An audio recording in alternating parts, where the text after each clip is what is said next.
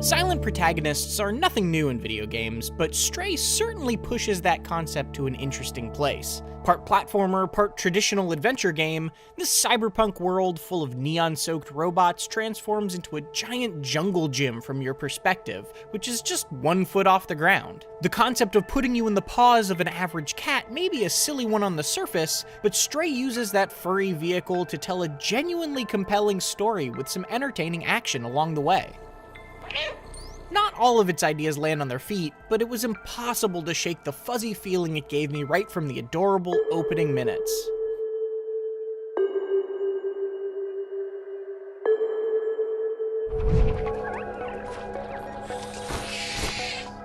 To be perfectly clear, you're not a magic cat in Stray. Not a mutated sci-fi cat, not some kind of sentient super cat.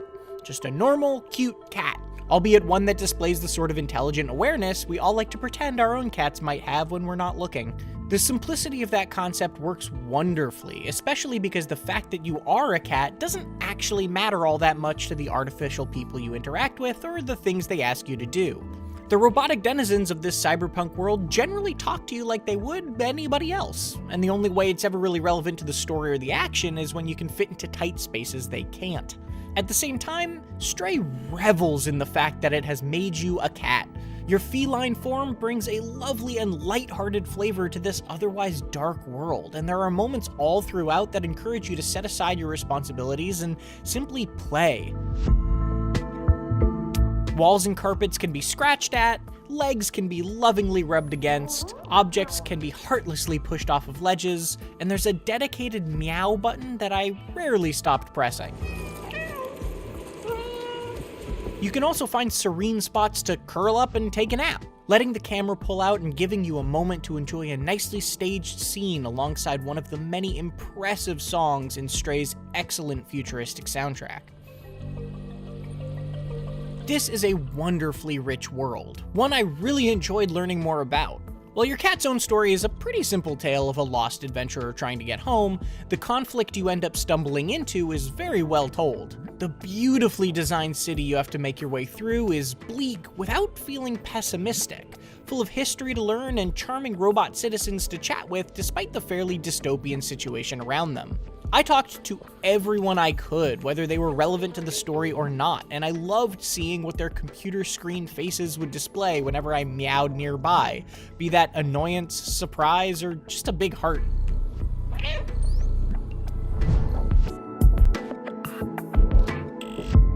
When you're not sleeping on a pillow, Stray generally puts you in one of two types of situations. You'll either be running through fairly linear levels full of amusing platforming challenges and some light puzzle solving, or exploring one of its more open town areas, where you'll talk to friendly robots and collect items to complete tasks for them. The former sections almost reminded me of something like a 3D version of 2016's Inside, with relatively simple obstacles being elevated by the exemplary atmosphere built around them. The latter sections, on the other hand, shift Stray into a genre more akin to a point-and-click adventure game, except in this case your pointer is a cat. In either case, moving around as a cat isn't always quite as fluid as I hoped it would be. It's fun to scamper up air conditioners mounted to the sides of buildings or walk along railings, but you don't actually have a dedicated jump button to do any of that with. Instead, you can press a button to hop to predetermined interactable spots automatically when prompted. That means the only difficulty associated with any of the platforming is lining up the right position to hop to the spot you want, and you don't always move with the nimbleness of a cat once you do. Though that's partly the fault of the movement animations themselves, which can be noticeably stiff at times. But the more linear sections are still quite enjoyable despite their straightforward ease, kept interesting to the end of the 5 hours it took me to beat Stray by constantly introducing fresh ideas and environments. There are exciting chase scenes as you run away from mutated creatures called Zerks, stealth sections that have you avoiding security drones, and puzzles where you might have to lure the enemy AI to your advantage. Not all of these ideas are as successful as others. For example, the weakest of them gives you a weapon to kill the Zerks, which quickly devolves those previously tense encounters into a pattern of killing a few and then running backwards while you recharge it over and over. But that said, these twists are all clever enough to nicely refresh the platforming throughout.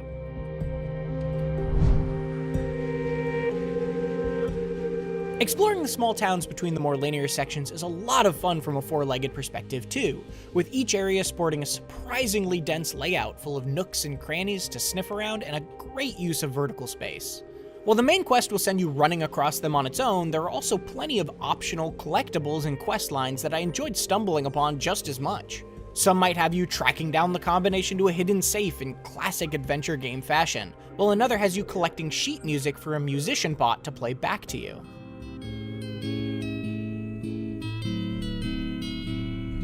There's a lot to find, and some collectibles are hidden well enough that I didn't quite manage to uncover them all on my first playthrough. So there's definitely at least a bit more than 5 hours worth of stuff to do if you want to find every last secret.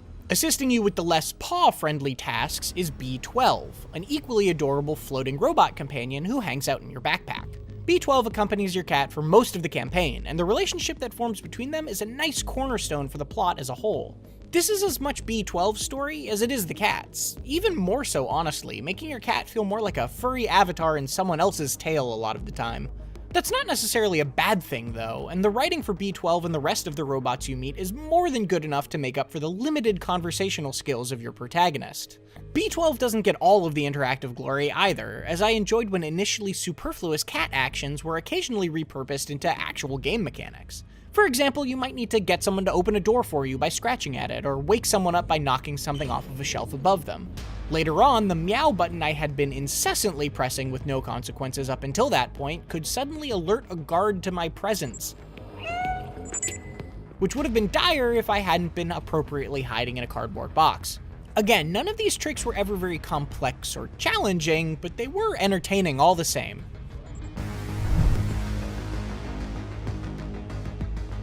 Stray is a delightful adventure in a dark but endearingly hopeful cyberpunk world, and that's thanks in no small part to the fact that you're playing as an adorable cat the whole time. Its mix of simple platforming and puzzles with item hunting quests is balanced very well across the roughly 5-hour story, and though I wish my movement was a little bit more nimble during that time, I still loved hopping across rooftops and scampering through back alleys to find its well-hidden secrets. The new ideas it introduces along the way help keep things fresh, even if not all of those ideas work quite as well as others. But whether I was scratching at a carpet or curling up into a ball and taking a cat nap, Stray does a great job of setting itself apart in a way that feels like more than just a novelty. For more recent games, check out our reviews of Loopmancer or Madison. And for everything else, keep it right here on IGN.